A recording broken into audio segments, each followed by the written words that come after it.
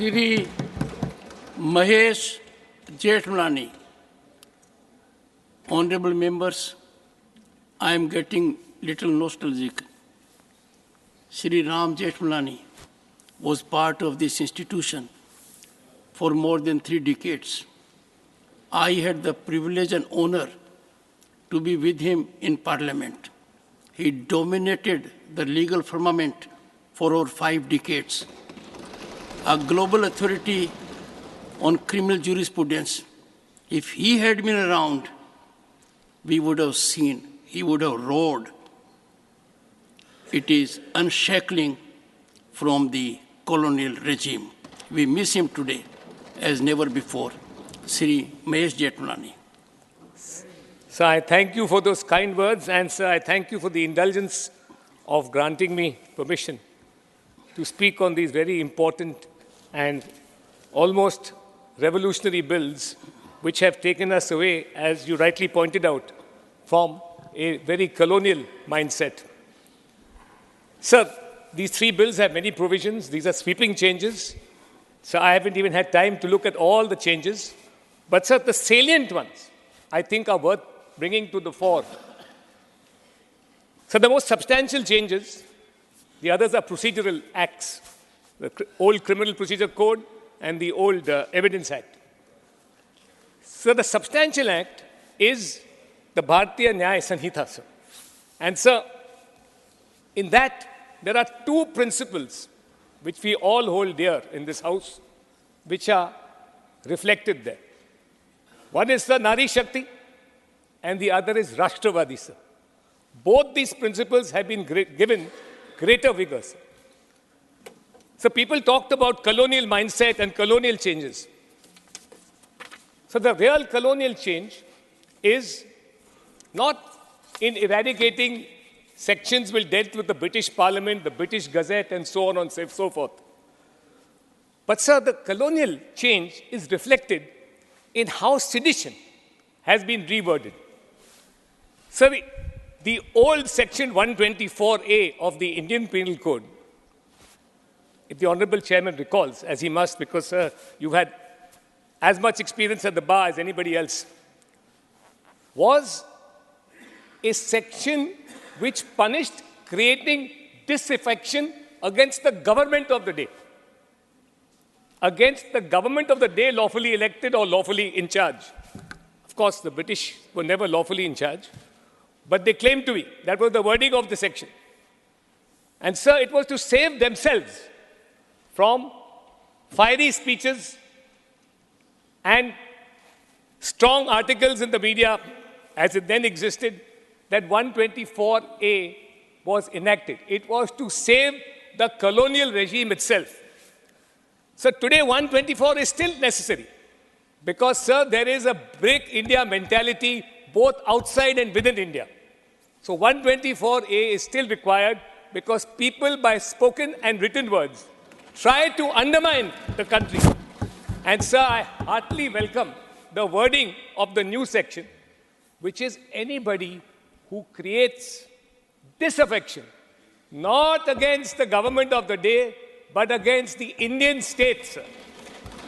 That is the Rashtravadi aspect of this bill, sir. Every Indian nationalist should welcome it. So second, the bill also looks at Rashtriya Suraksha, sir. For the first time, we have a general statute which defines terrorism and makes it punishable. We also have a bill which defines organized crime and organized crime syndicates which indulge in continuous unlawful activity. These powerful gangs which undermine the state, many of these gangs, sir, are foreign influenced and foreign financed. They need to be curbed and eradicated, and this bill seeks to do that as well. So there's Rashtravadi, and sir, there is Rashtriya Suraksha. Third, sir, and this is a continuance of Nari Shakti announced by the Prime Minister from the ramparts of the Red Fort on Independence Day a couple of years ago. Sir, there is a very wholesome provision for women in this bill. There's a separate chapter on women. Sir, the Penal Code is an 1872 Act.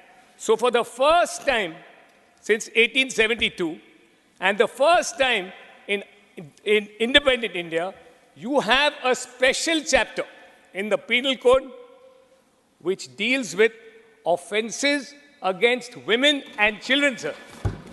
This is in continuation of the thrust towards women's empowerment on Nari Shakti.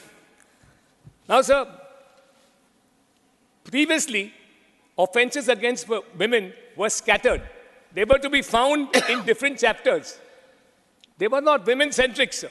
So under offenses against the human body, you found offenses against rape. Offenses against human body also included murder. Now, sir, in recognition of women's empowerment and in recognition of women's security, a distinct separate chapter, Chapter 4, has been introduced for women and children. As regards children, sir, women, children especially, some members have adverted to it.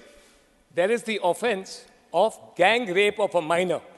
This is a triple evil, and, sir, it requires the death sentence. And, sir, although I am loath to have the death sentence in any case, but the rarest of rare cases, I welcome the death sentence where there is gang rape of a minor because it involves a triple evil. There is rape, there is a minor, and there is a lustful horde which perpetrates that offense. So, sir, I welcome this section as well.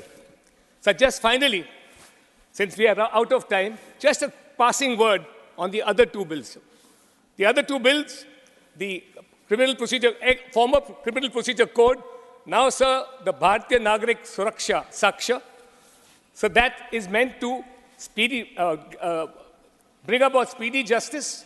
There are timelines for filing of charge sheet. No tariq pe tariq, no adjournments, so progress of trial expeditiously. And, sir, the judgments have to be delivered expeditiously. The Evidence Act, or what is now called, sir, the Bhartiya Saksha Bill, sir, that brings in technological changes in the sense that now electronic evidence and secondary electronic evidence is now introduced as evidence and recognized by the fact. Finally, sir, a personal note, sir. I've been in practice for 42 years now, sir. And although, sir, the old must give way to the new, so there are some parts of it that we will miss, sir. Section 420 is printed in our minds, sir. It became part of Bollywood lore, sir. There was a movie with Raj Kapoor called Shri 420, sir. And sometimes, sir, we were admonished by our parents by saying, 400 BC mat karo, sir. We will miss that, sir. We will miss that. But, sir, this bill must ring in changes for the new generation. It has, sir, and I welcome. Thank you, sir. On a day like this, we miss the contributions of senior advocates, Shri Chidambaram, Shri Kapil Sibal, Shri Abhishek Singhvi, Shri Vivek Thakur. I am happy that you contributed and S. Niranjan Reddy contributed among the senior advocates. It is our pious duty, constitutional ordainment, that when we claim and have expertise in a particular domain and such historical, epochal development is taking place here, they have not participated. From that perspective, a matter of deep concern for me as chairman of this House. I will continue working to secure wholesome decorum in the House and participation of every member.